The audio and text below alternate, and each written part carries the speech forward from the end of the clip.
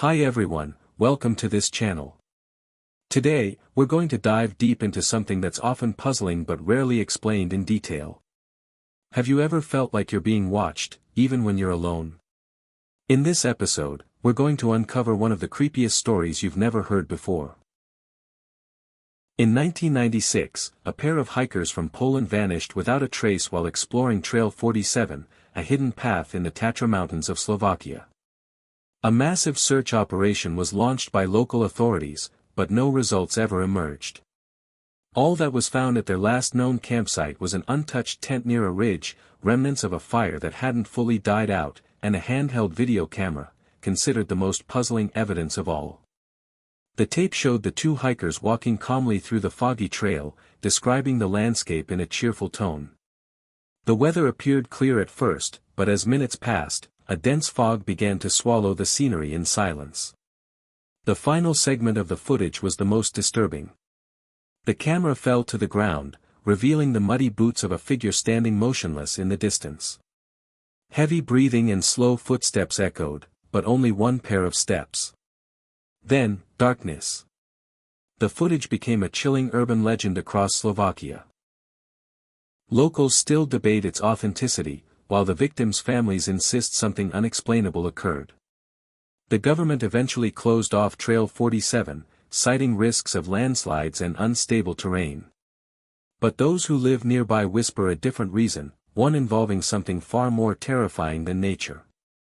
Nearly 3 decades later, Ethan Miller, a nature documentarian from the UK, decided to investigate the legends of Trail 47 for his popular online series that merged true stories with eerie field recordings. Ethan was known for his raw, unfiltered explorations of haunted forests, abandoned towns, and cursed lands. He partnered with Isla, a seasoned hiker from Australia who had conquered extreme trails around the world. Together, they set out to explore the infamous Trail 47, newly reopened to limited public access under strict guidelines. They hired Liam Kovac, a Slovakian guide with experience in search and rescue missions. He agreed to lead them under one condition: if the fog rolled in, they must turn back immediately. Ethan, obsessed with uncovering the truth, readily agreed. Isla brought along her grandfather's old hiking journal, which included cryptic notes about strange phenomena in Eastern European trails. Equipped with drones, infrared cameras, motion sensors, and camping gear, they arrived at a remote village near the mountain base. The air was thin, but excitement filled Ethan's lungs. He believed this expedition might be his magnum opus, not just a documentary, but perhaps a revelation of a mystery hidden for generations. Trail 47 was unlike any other path in the Tatra Mountains. Among the locals, it was whispered about as Zamrznuta Tma, the frozen darkness. It wasn't marked on any modern tourist map and had long been reserved for elite climbers and cave explorers due to its dangerous cliffs and unpredictable weather. But beneath the warnings lay darker rumors. Those who hiked the trail during fog season often vanished without a trace. Liam had heard it all and experienced more than he cared to admit. Years ago, he lost 2 fellow rescue workers during a routine search in the Western Ridge. They had split up for just 10 minutes. The men never returned. Their search dogs, known for being fearless, simply sat down and stared blankly into the mist, refusing to move forward. Some villagers believed the fog was sentient, a curtain separating the living from the dead. Ethan jotted all these accounts into his digital log, treating them as atmospheric lore. Isla was more cautious. Still, the idea of an unexplored, haunted route drew her in. What none of them knew was that they weren't just bringing equipment, they were bringing something unseen with them: human arrogance in the face of forgotten places. The first day of their climb unfolded calmly. The skies remained clear, the trees vibrant with green, and birds chirped between the tall pines. Around late afternoon, they set up camp near a freshwater spring. Isla wandered to the edge of a nearby stream to fill their bottles and felt a strange stillness settle around her. The forest grew silent, unnaturally so. No insects buzzed, no leaves rustled. It felt like time had paused. Behind her, faint footsteps broke the silence, not boots, but soft, bare footsteps pressing into the mud. She spun around, but no one was there. The trail behind her was untouched. That night, the wind carried an eerie moisture, and the fog crept in faster than expected. Liam grew unusually quiet, his cheerful demeanor replaced by grim silence. Ethan reviewed the day's footage and noticed a strange figure standing between the trees in one frame, a dark silhouette where there should have been nothing. He chalked it up to lens flare, but patterns were forming. The fog wasn't random. It came with presence. A presence that was watching. Morning light brought a false sense of normalcy. But unease returned when Ethan checked his compass. It was spinning in slow circles, pausing briefly before resuming its erratic dance. Isla's GPS gave a baffling reading, placing them in the middle of a lake miles away from their actual location. At first, they blamed interference. But even offline navigation apps showed absurdly incorrect positions. Liam pulled out a paper map and backup compass, but neither offered clarity. They decided to retrace their steps. But the trail no longer matched what they remembered. Trees had shifted. Rock formations seemed altered. Isla marked a tree with her knife, but when they returned an hour later, the mark was gone. Liam's unease turned to visible fear. The air changed, no longer just cold, but heavy, like submerged in water. And the fog returned. Early. Thicker. Hungrier. It rolled in without warning, swallowing the trees and silencing the forest again. At that moment, they began to understand. This wasn't just nature playing tricks. Something was bending space around them. Something was distorting time and place. And now, they were no longer hiking on Earth as they knew it. The fog no longer moved with the randomness of weather. It gathered deliberately, settling thickly where they stood, moving silently and intentionally. Ethan watched in disbelief as the outlines of Isla and Liam faded within feet. The dense white wasn't just blocking vision, it was erasing surroundings, swallowing the trail, trees, even sound. The birds no longer sang. Not even the wind moved. The silence became deafening. And then, came the sensation of being watched. Not just watched, but studied, understood, evaluated. Ethan raised his infrared camera, hoping to penetrate the whiteness. Through the lens, faint heat signatures appeared, tall, humanoid shapes scattered across the ridgeline, unmoving, as if waiting. But when he removed the camera from his face, there was nothing. Liam shouted, though his words were distorted by the thickness of the air. He signaled them to group closer, but even their own voices were muffled, warped, like submerged underwater. Isla attempted to mark their location again with a flare, but the light was sucked into the fog, fading before reaching more than a few feet. A faint scent of wet soil and ash crept in, growing stronger. The fog wasn't just atmospheric, it was alive. Watching, breathing, calculating. When they finally emerged from the densest patch of fog, Ethan and Isla reached what appeared to be their original campsite. The fire ring, the sitting logs, even Isla's thermal flask, exactly where she had left it. But something was wrong. The tense color had faded. The logs, damp and moss-covered. The remains of their last meal were rotting, flies buzzing despite the freezing air.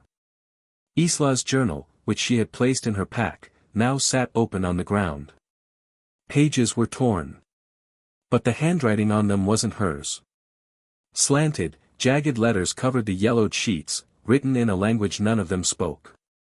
Ethan flipped through and froze when he saw a photo glued to one page, a grainy image of 3 hikers around a fire, 2 men and 1 woman. In the center was Liam. Younger. With different people. The firelight in the photo looked like it had been extinguished halfway through. Ethan confronted Liam, but Liam stared at the image in silence, lips trembling. He claimed to have never been on this trail before with others. But Ethan knew he was lying. This wasn't their camp. Or maybe it was, just not in their time. Something was repeating itself, overlapping realities, memories bleeding through timelines. They hadn't found an old campsite. They had found a future remnant of their own. Panic began to settle among them. Isla pulled out her satellite emergency beacon and activated the distress signal. But nothing happened. The screen lit up, then glitched, cycling between timestamps, some displaying the current year, some blinking 1996, others jumping as far back as the 1950s. Ethan checked his watch. It ticked forward 5 seconds, then jumped backward 3. His camera's battery drained and recharged at random intervals. Liam, now pale and visibly shaking, admitted he had indeed guided others up here before. One of them vanished in the fog and was never found. But Liam never reported it. Fear had silenced him. Isla, now trembling, found her knife again, but the mark she had made earlier on the tree was fresh, as if she had just carved it, even though it should have aged hours ago. They tried walking back down the trail, but each turn brought them to the same fallen tree, the same crooked branch hanging like a claw. Even the moss grew in the exact same pattern. The trail had looped. Or worse, time had folded.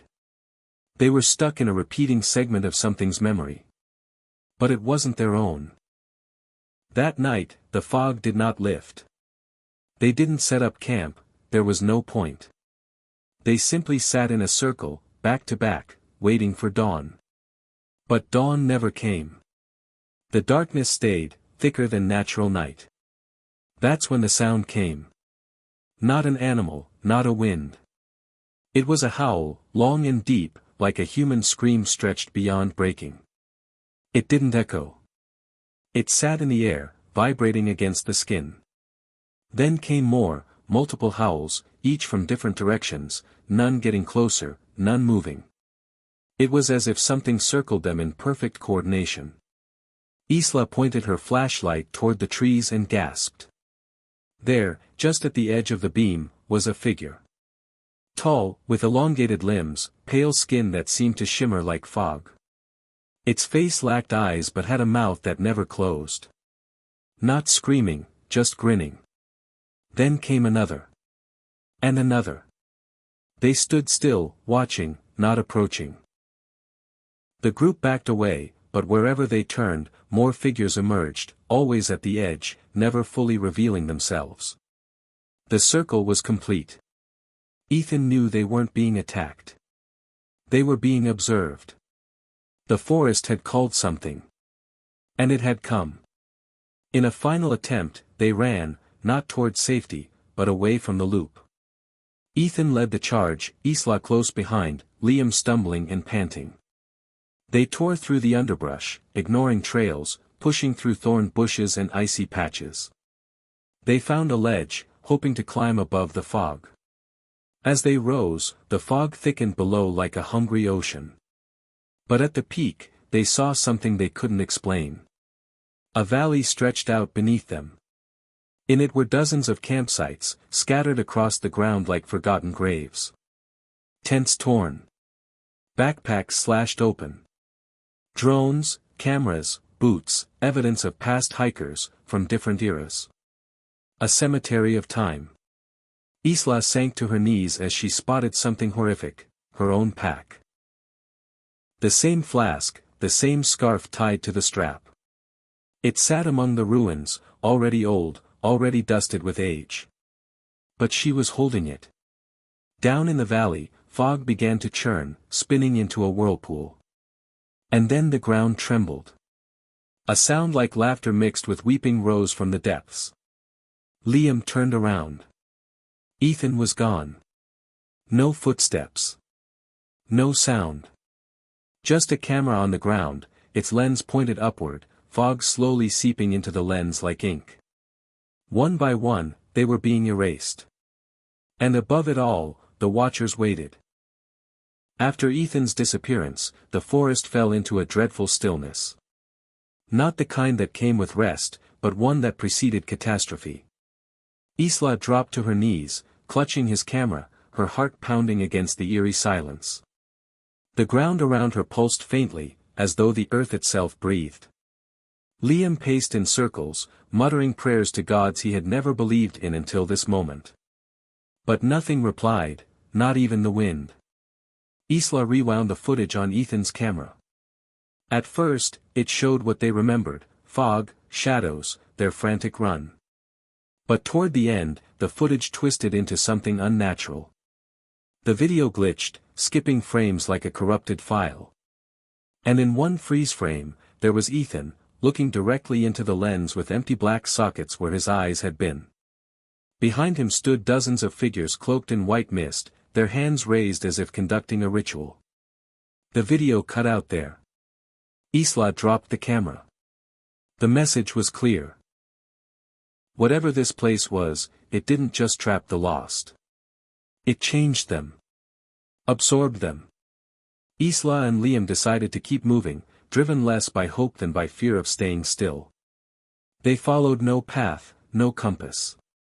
The stars above were unfamiliar, and even the moon looked wrong, too pale, too low. As they moved, they began to hear echoes that didn't belong to them.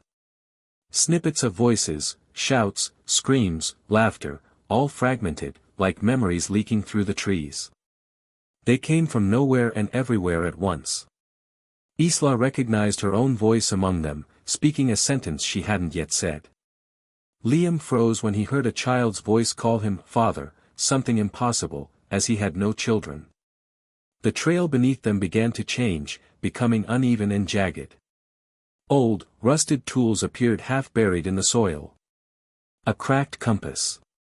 A blood-stained boot. The forest wasn't just holding them, it was absorbing remnants of everyone who had ever entered. They walked faster, breath ragged, as the trees leaned inward, branches low, as if listening. Every step forward was like moving deeper into the lungs of something alive. They stumbled upon a clearing unlike any part of the forest they'd seen before. At its center stood a single, massive tree, charred black like obsidian, leafless and split through the center. Its bark shimmered faintly, reflecting shapes that didn't match Isla or Liam. Around the base lay personal items, rings, watches, cracked glasses. Offerings, perhaps. Liam moved toward it, hypnotized, while Isla hung back. As he reached the trunk, the ground opened slightly and exhaled a puff of warm, sulfuric air.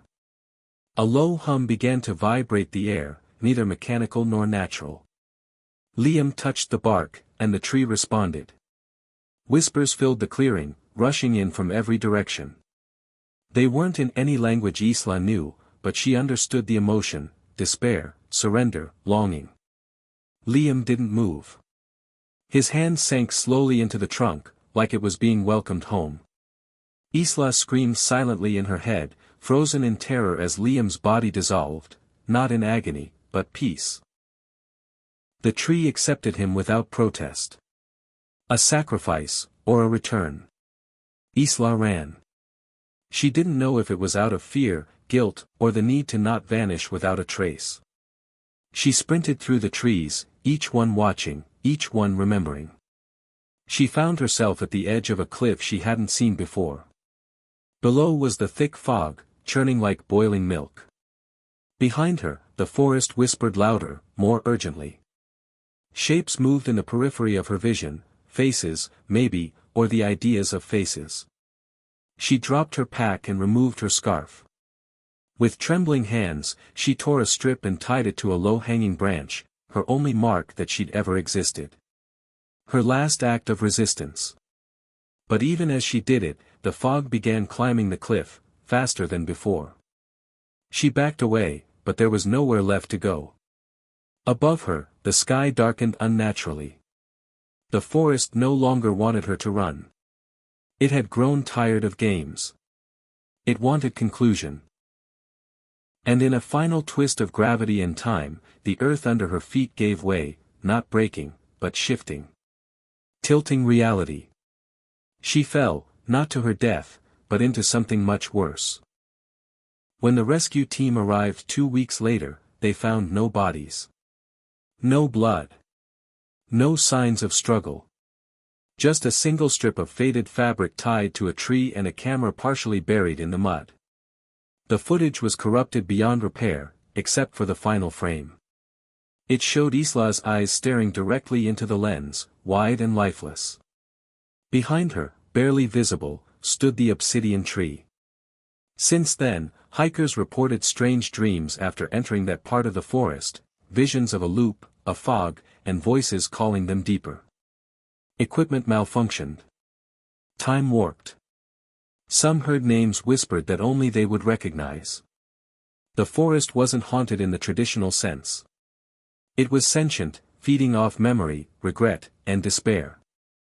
And somewhere beneath its roots, Isla, Ethan, and Liam remained, not alive, not dead, but remembered.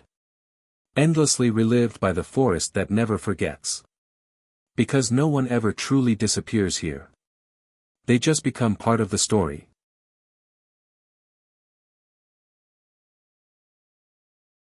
That was our story for tonight. Do you think it's just an ordinary tale, or is there something more to it? Share your thoughts in the comments. Don't forget to like, share, and subscribe so you won't miss the next stories. See you, if you still dare to watch next time.